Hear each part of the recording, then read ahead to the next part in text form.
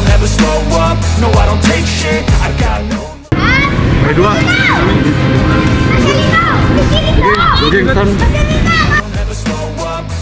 Ibu dari striker klub Brasil, Welberly Scott de Halim Jardim, berharap sang anak bisa membela timnas Indonesia di Piala Dunia U17 2023. Liliana mengaku mau sekali anaknya yang dijuluki Neymar Indonesia oleh media Brasil, Esporte Fantástico, itu kelak bisa bermain untuk timnas Indonesia. Apalagi bisa membantu Garuda di ajang sekelas Piala Dunia. Namun, Liliana tidak mau memaksakan kehendak. Ia ingin PSSI yang beraksi dengan Melobi Agen dan Sao Paulo selaku klub pemilik jika membutuhkan anaknya. Saya sebagai ibu juga suami saya yang pernah main di Indonesia mau sekali dia bergabung untuk membela timnas Indonesia di Piala Dunia nanti, kata Liliana seperti dikutip dari Suara Bekaci pada Maret 2022. Prosesnya bukan kemauan dari kita tapi di antara PSSI Indonesia dengan agen dan klub Sao Paulo, tambahnya. Pada 2020, Welber mendapat perpanjangan kontrak dengan Sao Paulo. Meski di masa awal pandemi, Welber menurut sang ibu mampu mengikuti sesi latihan di klub meski lewat Zoom. Dua pemain keturunan Indonesia, Mees Hilgers dan Emil Audero Mulyadi kembali hangat dirumorkan akan menjadi naturalisasi tambahan di skuad timnas Indonesia. Mees Hilgers dan Emil Audero merupakan dua nama lama yang pernah dikaitkan bakal dinaturalisasi. Keduanya diminati oleh Shin Taeyong selaku juru latih skuad Garuda. PSSI sempat mengambil langkah agar dua pemain keturunan tersebut bersedia membela tim Merah Putih. Akan tetapi, prosesnya tak kunjung terjadi karena mereka ternyata belum bersedia. Meski begitu, kini Hilgers dan Emil Audero Santer dikabarkan lagi akan menjadi pemain naturalisasi. Pertama adalah Hilgers yang diketahui memfollow Instagram PSSI. Hal itu menimbulkan spekulasi bahwa pemain yang pernah bertemu pelatih Manchester United, Erik ten Hag itu mungkin saja mulai membuka peluang membela timnas Indonesia. Apalagi bek berusia 22 tahun itu tidak pernah lagi dipanggil oleh timnas Belanda baik di kelompok umur atau tim senior. Kemudian untuk Emil Audero Mulyadi ia sempat mengikuti Instagram ketum PSSI, Erick Thohir. Hal itu membuat netizen bertanya-tanya apakah ia akan dinaturalisasi. Emil Audero juga kini sedang dilirik oleh Inter Milan. Rumor tersebut semakin membuat dirinya bakal dinaturalisasi karena akan direkrut mantan tim yang pernah dipresiden Erick Thohir. Jika Mees Hilgers dan Emil Audero dinaturalisasi, maka keduanya akan menjadi tambahan yang baik bagi timnas Indonesia yang akan berjuang di Piala Asia 2023. Harus diakui, Indonesia masih kalah jauh dari Vietnam dan Thailand yang notabene merupakan negara tetangga. Kendati begitu, peluang mega bintang Cristiano Ronaldo atau Neymar Junior untuk datang ke Indonesia terbuka lebar. Ia kembali menegaskan, jika ia sudah mendapat respons positif dari keempat negara yang sudah dia hubungi. Saya sudah kontak dan dapat respons positif dari Maroko, Brasil, Portugal, Rusia, imbuh ketum PSSI tersebut. Tapi kami hanya bisa pilih satu lawan setiap tahun. Kalau kami melawan tim kayak mereka terus, kapan Indonesia naik rankingnya, tegas Erick Thohir. Di mata Ronaldo, Indonesia sudah tak asing lagi baginya. Setidaknya Ronaldo sudah berkunjung sebanyak 2 kali ke Indonesia meski bukan dalam sebuah pertandingan. Pertama, Ronaldo pernah datang ke Indonesia pasca tragedi tsunami 2005 di Aceh lalu.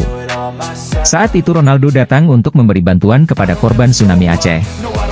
Ia bahkan mengangkat seorang bocah asal Aceh bernama Martunis sebagai anak angkatnya. Lalu Ronaldo juga kembali datang ke Indonesia pada 2013 lalu, setelah mendapat undangan Presiden Susilo Bambang Yudhoyono di Bali. Kala itu Ronaldo secara simbolis menanam pohon mangrove bersama Presiden SBY. Setelah berhasil mendatangkan kampiun Piala Dunia 2022, Argentina, Menteri BUMN itu ternyata sudah punya agenda lain. Kedatangan Alejandro Garnacho CS lalu menjadi bukti jika PSSI yang dipimpinnya tak bisa dipandang sebelah mata. Dulu banyak yang pesimis bahwa ini PSSI tidak bisa dan tidak yakin, kita buktikan salah, kata Erick Thohir. Terkait agenda baru, Erick Thohir ingin timnas Indonesia melawan tim yang tak kalah kuat dari Argentina. Setidaknya, dari perkataan Erick Thohir, ia sudah menyimpan 3 hingga 4 nama tim nasional untuk melawan timnas Indonesia. Keempat tim nasional itu adalah Portugal, Brasil, Maroko dan Rusia. Dengan tegas Erick Thohir berharap jadwal timnas Indonesia melawan Portugal, Brasil, Maroko atau Rusia, terwujud di tahun 2024. Mantan Presiden Inter Milan itu mengklaim sudah mengontak keempat negara itu. Tahun depan kita alokasikan, saya sudah kontak Maroko, Brasil, Portugal, Rusia dan mereka respons positif, imbuh Erick Thohir. Erick Thohir berharap, jadwal timnas Indonesia versus Portugal, Brasil, Maroko atau Rusia berlangsung tahun depan. Dari keempat negara itu, Erick menyebut tidak semuanya dapat didatangkan melawan Indonesia dalam 1 tahun. Tapi kita hanya boleh lawan 1 tim dalam setahun, jelas Erick Thohir. Alasannya, Erick ingin Indonesia juga mampu memperbaiki posisi di ranking FIFA. Terkait calon lawan Indonesia di luar keempat negara itu, sejauh ini belum ada bocoran.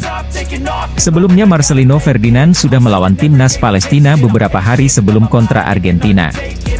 Hasilnya sangat memuaskan, Indonesia mampu menahan imbang Palestina dengan skor 0-0. Pelatih timnas Indonesia, Shin Tae-yong mengungkapkan dirinya menantikan laga besar yang menunggu anak asuhnya di tahun depan. Apakah jadi lawan Portugal? Timnas Indonesia belum lama ini menghadapi tim terkuat di dunia, Argentina.